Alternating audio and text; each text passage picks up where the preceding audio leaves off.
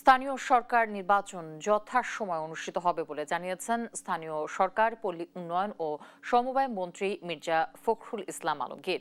গণতন্ত্রকে প্রাতিষ্ঠানিক রূপ দেওয়ার কথাও জানান তিনি।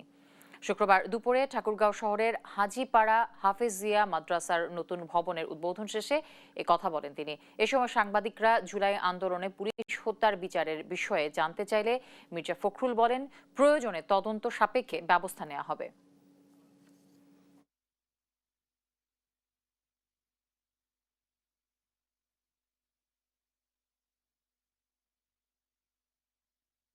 সরকার নির্বাচন যথাসময়ে হবে আমরা আগ্রহ বলেছি এবং গণতন্ত্রকে তার প্রাতিষ্ঠানিক কাজগুলো করা যা এখন পর্যন্ত যেটা আমাদের হোম মিনিস্টার সাহেব স্বরাষ্ট্রমন্ত্রী যেটা বলেছেন সেটাই হবে এবং যেহেতু বন্ধ হয়েছে তারপরে যদি প্রয়োজন হয় তদন্ত হবে। এখন তো মূলত তো আমরা আদালতে আছি।